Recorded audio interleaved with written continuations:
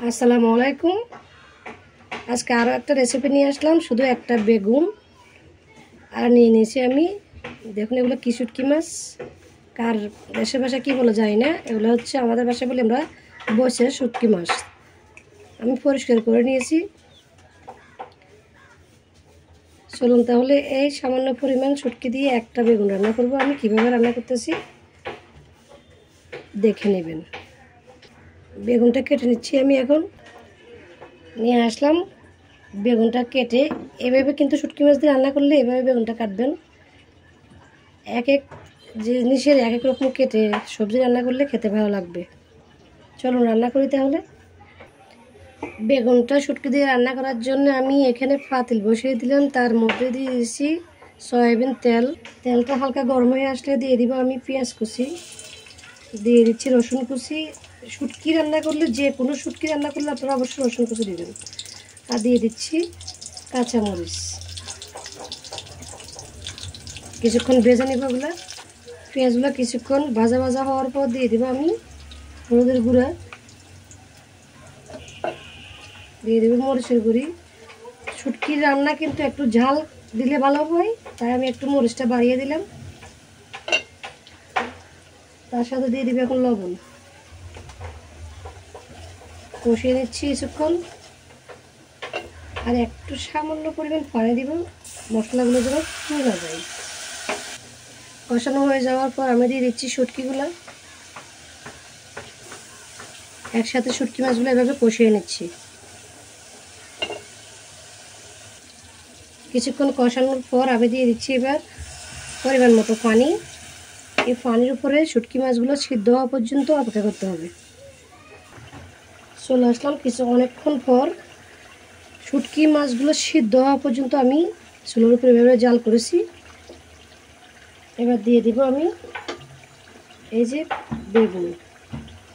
আমি বেগুনটা কেটে পানির মধ্যে ভিজিয়ে রেখেছি, কারণ বেগুনের একটা কষ বাইর হয়, এটা চলে যাওয়ার জন্য।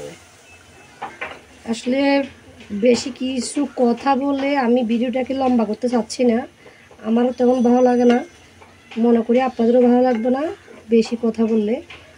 আমি দেখতেছি কিছু কিছু ভিডিও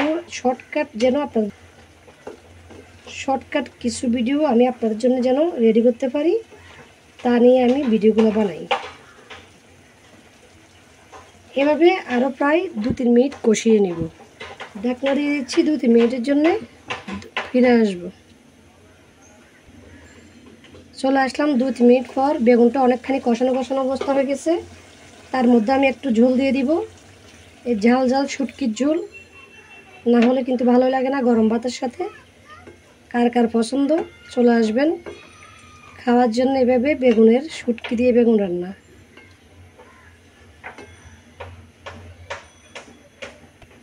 ঝোল দিয়ে দিলাম। এই ঝোলের উপর আমি আরও 2-3 মিনিট কষাবো, তাহলে ঢাকনা দিয়ে দিচ্ছি।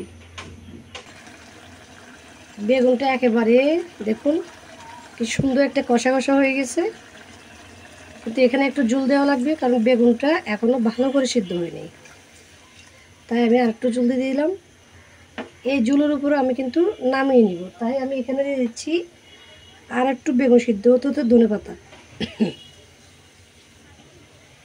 ধনেপাতাটা দিয়ে এভাবে কিছুক্ষণ রান্না করব। ঢেকে দিচ্ছি।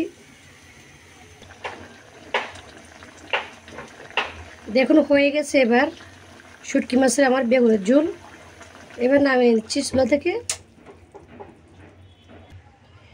চুলা থেকে নামিয়ে নিয়ে আসলাম আপনাদের সাথে শেয়ার করার জন্য। এত সুন্দর একটা কালার আসছে। শুটকি মাছের বেগুনের ঝোল খেতে অসম্ভব টেস্ট হবে।